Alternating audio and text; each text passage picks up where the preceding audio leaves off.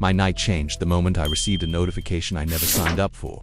The city was already a blur of neon and rain, a familiar chaos I usually navigated without a second thought. But this was different. The screen of my phone pulsed with an eerie light. The words simple, yet they carried the weight of a world I didn't know existed. Memory market access granted. The message was an island in a sea of mundane alerts, a digital key to an unknown lock. Every rational part of me screamed to ignore it, to delete it and walk away. But the rain-slicked streets seemed to conspire against me, reflecting the glowing text back at me from every puddle, turning the familiar alleyways into a labyrinth of temptation. I kept walking, driven by a pull I couldn't name, a silent promise whispered on the digital wind. The city's hum felt different now, charged with a new unsettling energy. I was no longer just a man walking home in the rain. I was a man walking towards a precipice I shouldn't have entered, but curiosity is a powerful curse. Tucked away behind overflowing dumpsters, almost swallowed by the urban decay, was a door. It wasn't wood or glass, but a slab of cold, dark metal, etched with symbols that seemed to shift and shimmer in the low light. They weren't from any language I recognized, yet they felt ancient, almost alive. As I got closer, the symbols pulsed with a faint, internal glow. As if sensing my approach, my hand hesitated, hovering inches from the surface. A low hiss broke the silence, steam venting from the seams as the door slid open on its own. It revealed nothing but a descent into absolute darkness, a void that seemed to pull at the air around it. The rational part of my brain was now a distant echo, drowned out by a primal urge to see what lay beyond. The scent of ozone and something else, something I couldn't place, like static and forgotten perfume, wafted out. Taking a breath that did little to calm my racing heart, I stepped across the threshold, and the door sealed shut behind me with a final, definitive thud. They weren't selling items, they were selling pieces of themselves. The darkness gave way to a cavernous, subterranean space that stole my breath. It was a cathedral of the mind, a marketplace of souls. All around me, people stood motionless inside glowing cylindrical pods, their faces illuminated by the ethereal light. Above them, memories floated like captive ghosts, shimmering three-dimensional holograms replaying moments of profound human experience. I saw the pure, unbridled joy of a child's laughter captured in a sun-drenched field. I saw the jagged crystalline shard of a brutal heartbreak, a silent scream frozen in time. I saw the dark, swirling chaos of a crime, a secret somebody was desperate to unload, and watching it all were the buyers. They stood with a chilling detachment, their faces lit by the borrowed emotions they were browsing. They weren't haggling over antiques or electronics. They were bidding on fragments of life, on the very essence of what it means to be human. The air was thick with the silent transactions of joy and sorrow, triumph and regret. It was a place where your past was not your own. It was a commodity, packaged and priced for the highest bidder. I was an intruder in a library of stolen lives. They knew something about me, something I didn't remember losing. A figure detached itself from the shadows, moving with a silent grace that was both fluid and predatory. A featureless, polished black mask concealed their identity, reflecting the floating memories like a fractured mirror. They stopped before me, their presence a pocket of cold in the vast room. Without a word, the masked broker extended a hand, and a new hologram materialized between us. It wasn't a scene of laughter or tears, it was just a simple label, glowing with an intense, personal light. The words read, "The memory you lost." My blood ran cold. How could they know? I had no recollection of losing anything, no blank spaces in the tapestry of my life that I was aware of. Yet, the broker stood there, offering me a missing piece of my own puzzle, a piece I never knew was gone. The offer hung in the air, a silent accusation. It implied a violation, a theft from the deepest vaults of my consciousness.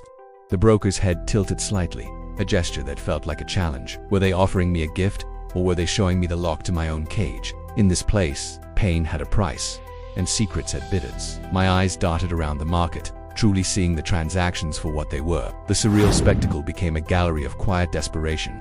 In one part, I watched a woman with tears streaming down her face as the hologram above her replayed a vicious argument, the final moments of a relationship. A buyer nearby watched intently, a faint smile on his lips, before nodding to a broker. He was purchasing her pain, perhaps to understand his own, or perhaps for some darker, more voyeuristic reason. A few pods down, a timid-looking man stood with his eyes closed, absorbing a memory of raw, unshakable confidence, a victorious speech, a winning fight. He was buying courage he didn't have. Then my gaze fell on the darkest corner of the market. A man with shifty eyes and a nervous twitch was eagerly purchasing a memory that depicted a flawless getaway.